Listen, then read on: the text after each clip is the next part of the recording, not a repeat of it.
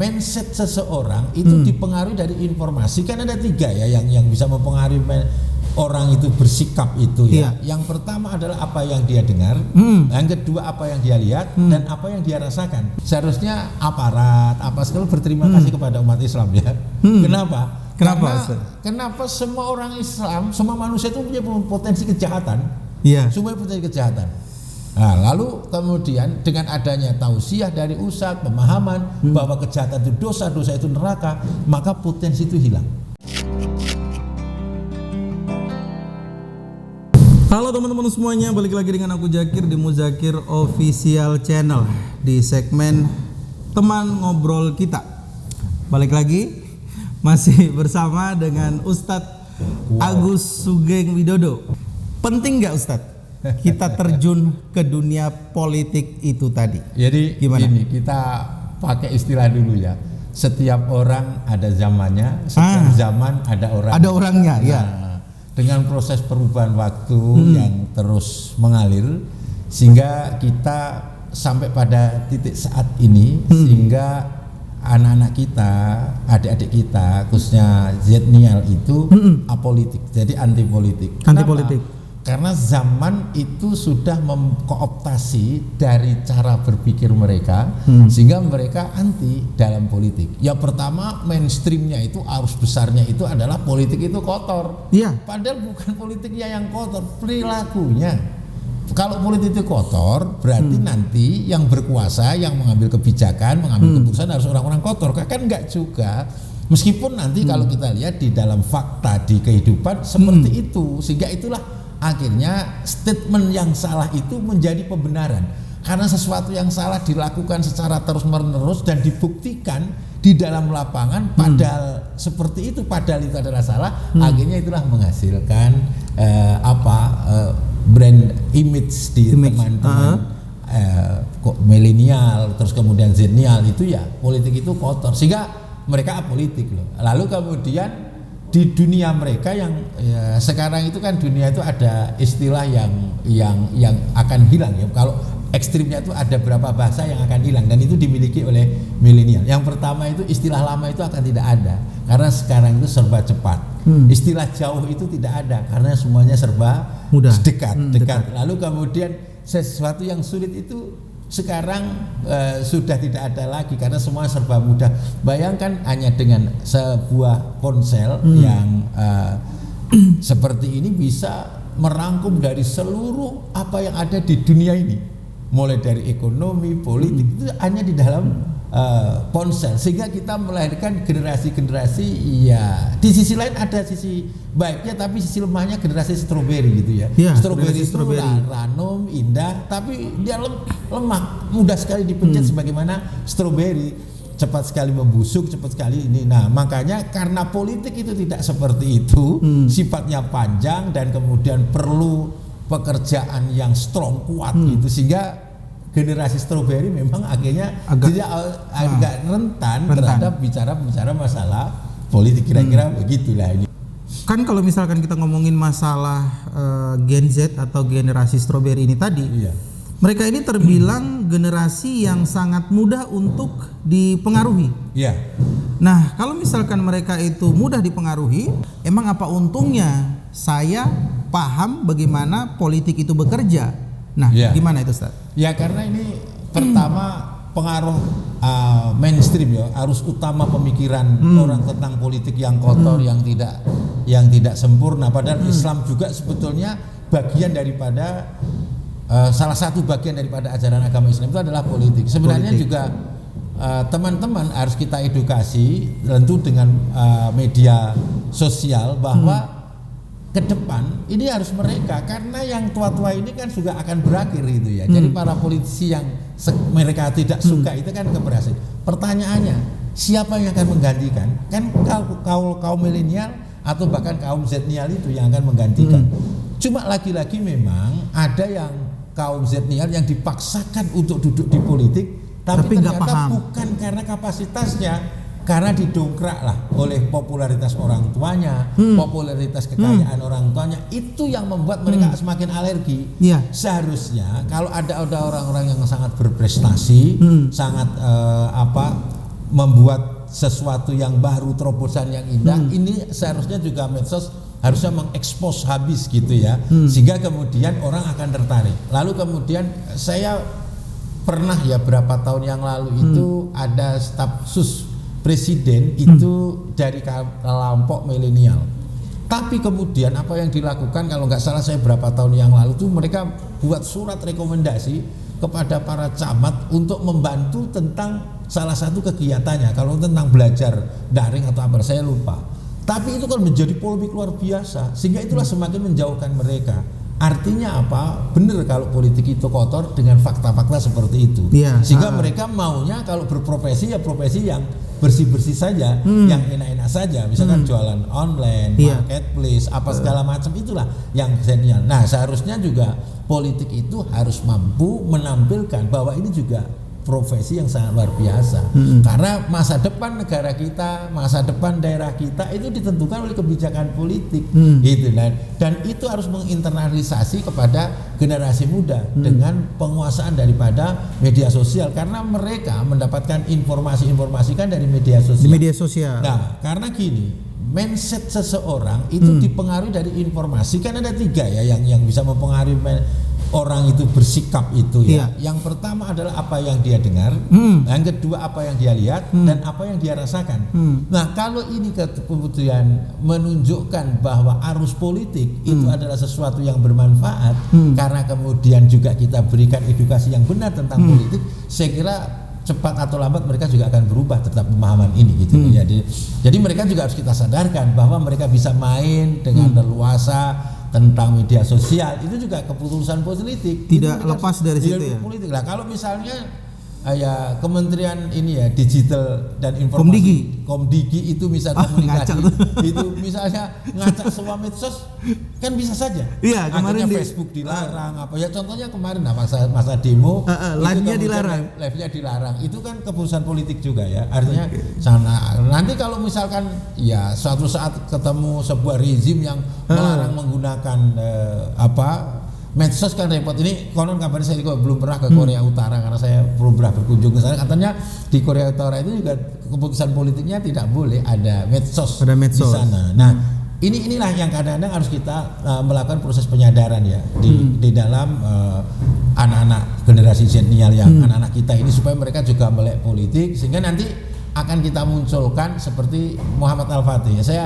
terus terang saya itu sangat senang karena saya sendiri juga berapa kali mengunjungi tempatnya. Bagaimana kemudian anak yang usia belasan tahun bisa memikirkan, terinspirasi dengan hanya pasukan dan panglima terbaik yang melakukan Konstantinopel. Dan itu terinternalisasi sehingga waktu itu awalnya anak yang malas-malasan. Saya kira awalnya Muhammad Al-Fatih itu sama ya dengan generasi sekarang, maunya ya karena bapaknya itu adalah seorang sultan, tentu semua fasilitas adalah, sehingga bapaknya itu kesulitan untuk membangun bagaimana dia itu menjadi jiwa pejuang, menjadi jiwa petarung, itu kesulitan. Tapi berkat seorang guru Samsudin maka merubah semuanya. Cambuk ya. Ya, akhirnya dicambuk lalu kemudian dilatih dengan serius. Akhirnya pada usia 14 tahun dia merasa bahwa hadis Rasulullah itu adalah untuk dia. Maka dia sudah merancang untuk bagaimana menaklukkan Konstantinopel. Dan itu makanya pada saat itu juga pada usia belasan itulah kemudian bapaknya menyerahkan kekuasaan. Nah, sudah itu dilepas, lalu kemudian semakin cepat dia untuk memenuhi dari apa yang dia cita-citakan untuk menaklukkan Konstantinopel. Makanya nanti 1453 terbukti Konstantinopel ditaklukkan oleh seorang anak muda yang namanya Sultan Mehmed II atau sering kita sebut Muhammad Al-Fatih. Nah, itulah saya kira saya kira kondisi ini sebetulnya ada aja setiap zaman gitu. Iya.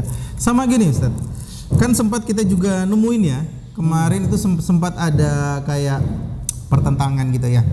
Sempat ada yang ngomong gini, kalau untuk berbuat baik itu bisa kita lakukan secara personal atau misalkan kita bisa lakukan door to door, ngapain kita masuk ke pergerakan yang lebih ke politik ini tadi.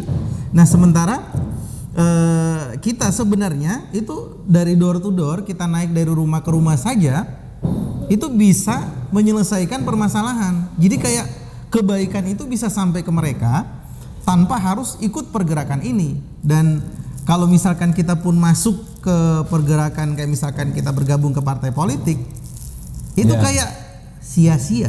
Katanya kayak ini cuma buang-buang waktu. Kita cuma buang-buang waktu. Nah, nanggapinnya itu gimana itu, Ustaz? Sederhana. Saya ada seorang tokoh juga teman lah ya. Beliau ketua pimpinan yayasan. Ketika beliau menjadi pimpinan yayasan, itu beliau mampu membangun 4 sekolah. Itu beliau sangat bangga. Karena beliau orang sangat baik dan sangat menokoh, akhirnya beliau mencalonkan diri jadi gubernur selama 2 periode. Selesai jadi gubernur yang ketua yayasan hanya 4, maka dia ketika selesai jadi gubernur mampu membangun SMA dan SMK sejumlah 4.000 di provinsinya. 4.000 sekolah dari 4 menjadi 4.000, artinya 1.000 kali lipat. Sebenarnya kalau orang yang suka tadi door to door untuk melakukan kebaikan, dengan berpolitik itu kita adalah akan melipat gandakan dan memperluas jangkauan daripada perbaikan amal soleh yang akan kita lakukan. Kalau kita melarang orang untuk tidak melakukan maksiat saja berpahala hanya 1, misalnya seseorang datang akan melakukan maksiat, lalu kita datang itu saja berpahala. Bagaimana kalau kemudian kita mampu menghadirkan sebuah aturan dalam masyarakat sehingga bukan hanya 1 orang, 1 daerah, bahkan 1 negara orang tidak melakukan kejahatan. Makanya saya terus terang Kang Zakir itu, Pak Zakir itu saya gini, seharusnya aparat apa segala berterima kasih kepada umat Islam ya. Kenapa?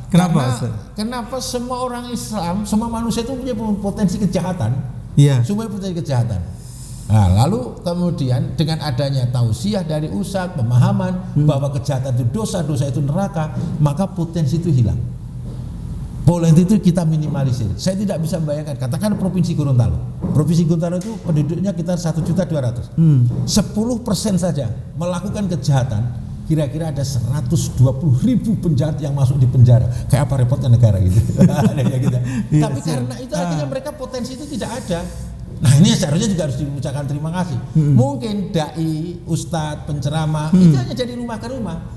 Tetapi apa yang dilakukan itulah memahamkan masyarakat, mengerti masyarakat untuk tidak melakukan kejahatan. Coba kalau dia mereka lakukan kejahatan, dibiarkan saja.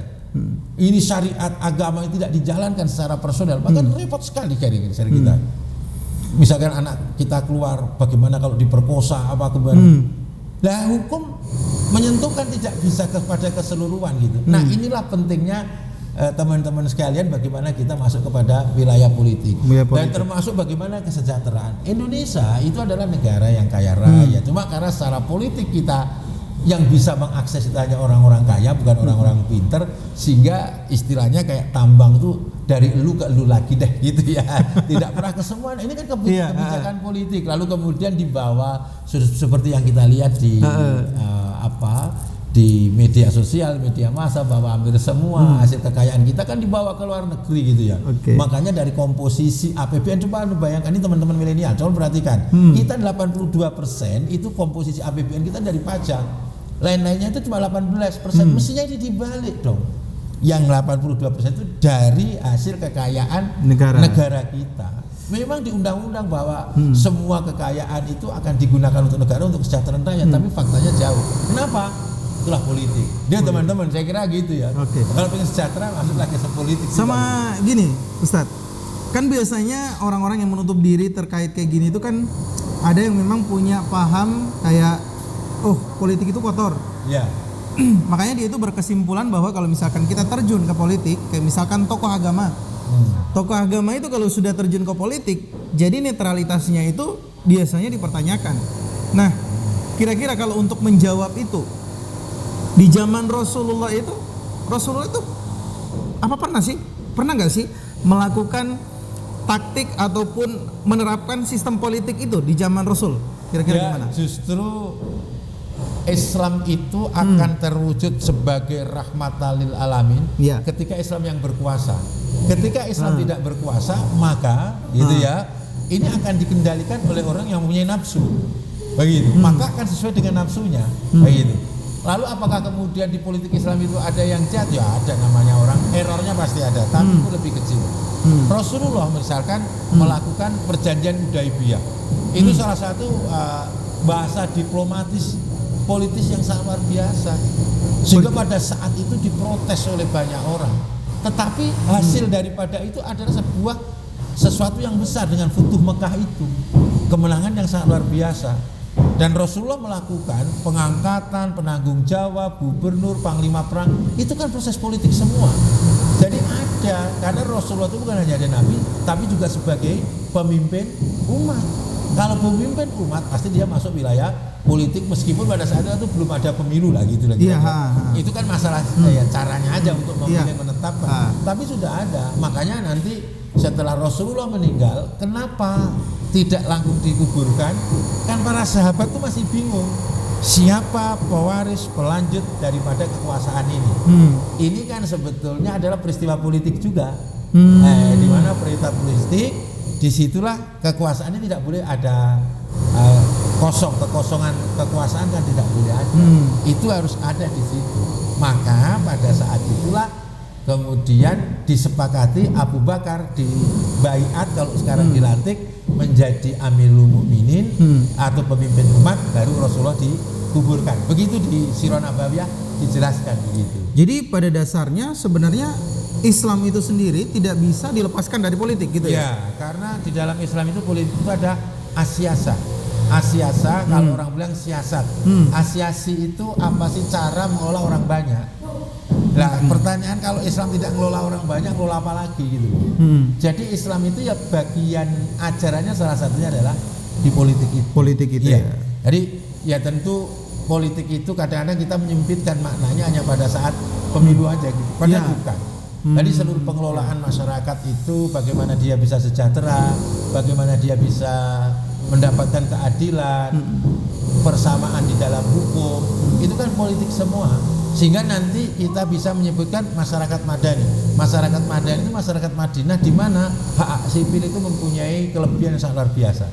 Kecenderungan saat ini kalau kita lihat politik itu menjadi bias, atau misalkan para pemuda yang sifatnya kayak mereka itu menjunjung tinggi intelektual ya. Iya. Itu kan kecenderungannya gini. Politik itu kan yang dipasang sama mereka-mereka yang politikus besar ini kan orang yang sebenarnya kayak disampaikan oleh Ustaz tadi, mereka tidak punya kapabilitas sebenarnya. Tapi mereka punya popularitas. Akhirnya untuk mendongkrak elektabilitas dari sebuah organisasi politik itu tadi, maka mereka lah yang dipasang. Nah, ini kayak kayak jadi bias banget. Nah, untuk menyikapi ataupun kayak memberikan gambaran kepada kaum milenial ini gimana? Atau sebetulnya generasi Z? Sama dengan apa yang saya sampaikan dalam broadcast sebelumnya ya. Jadi kalau politik itu memang orang-orang itu berjuang untuk bangsa dan negara, maka jangan teman-teman yang di DPR, kepala daerah itu dapat fasilitas dari negara karena mereka sudah ngomong berjuang. Ketika itu yang terjadi, maka yang popularitas, yang kemudian yang elektabilitasnya tinggi, isi tasnya tebal, maka dia akan bersaing dengan kemampuan yang dia miliki. Memang sekali lagi kalau itu saya kira milenial akan juga tertarik. Makanya ini kalau mereka mampu menghilangkan dari semua fasilitas dari negara, maka saya kira milenial juga akan tertarik. Jadi dua tadi yang di dalam pembicaraan ini, yang pertama adalah bagaimana kemudian teman-teman itu diberikan edukasi yang benar. Yang kedua, maka di negara kita kalau mau 0 rupiahkanlah semua pejabat publik yang hasil pemilu itu dia tidak mendapatkan apa-apa. Saya kira ini milenial akan terjun itu ya. Akan ikut ke kompetisi karena yang diadu adalah kemampuan, yang diadu adalah ide, yang diadu adalah akuntabilitas, kapabilitas gitu, bukan isi tas. Kalau sekarang kan isi tas. Kira-kira begitu. Saya kira ini menjadi menarik ya, karena teman-teman mesti saya lihat akan tertarik karena ini menjadi saya kira tantangan yang baru lagi. Tapi kalau kemudian kita sudah mengacu kepada popularitas orang yang populer, itu yang jadi persoalan. Saya kira ini memang perlu diedukasi anak-anak kita, generasi zenial, bahwa politik itu adalah sesuatu yang penting, politik itu adalah sesuatu yang perlu, yang harus kita kerjakan, harus kita laksanakan kemudian untuk menjaga daripada keberlangsungan dari sistem negara kita. Kalau kita berhenti kaum zenial, kolonial, milenial ini tidak ada yang peduli lagi, katakanlah begitu, secara masif gitu, akhirnya nanti siapa yang memimpin kita? Kan nggak ada lagi. Negara ini akan habis karena estafet kepemimpinan akan hilang kan gitu. Berikanlah edukasi kepada anak-anak kita, Gen Z ataupun generasi milenial itu untuk mengenal politik dengan cara sesuai dunia mereka, pahamkan sesuai mereka apa yang pahami. Yang kedua, terhadap generasi milenial dan Gen Z itu ya, politik itu sesuatu yang menjanjikan, sangat menarik karena Anda bisa melakukan apa saja dengan politik itu, bisa merubah negara ini, bisa merubah daerah ini untuk menjadi lebih baik. Jadi itu strategis sekali. Anda pintar setinggi langit, kalau secara politik Anda tidak memungkinkan, maka Anda tidak bisa bikin apa-apa karena semuanya itu dipegang oleh politik itu. Ya silakanlah Anda belajar mengaji sains dan teknologi karena itu ekonomi, silakan. Tapi ingat bahwa semuanya itu remote-nya ada pada kekuatan politik. Kalau kekuatan politik tidak mengakomodir gimana? Kan percuma apa yang Anda lakukan. Makanya sama-sama mesti berjalan dan ini jangan sampai kita apolitik, kira-kira begitu. Oke. Jadi kalau misalkan kita lihat dari obrolan ini dan apa yang saya ambil dari Ustadz Agus atau Wow ini ya. Jadi gini, kalau kalian masih pengen berjalan dengan bebas di Indonesia ini ada pada khususnya, atau kalian punya kebebasan untuk bermedia sosial dan segala macam, tentu segala sesuatunya itu tidak lepas dari partai politik ataupun dari tindakan kita itu terjun ke politik. Namun kalau kalian atau teman-teman semuanya itu bersikap apolitik atau misalkan anti terhadap politik, maka tunggulah kebebasan yang kalian miliki itu akan direnggut satu persatu. Oke, kita ketemu lagi di segmen berikutnya. Terima kasih. Assalamualaikum warahmatullahi wabarakatuh. Waalaikumsalam warahmatullahi wabarakatuh.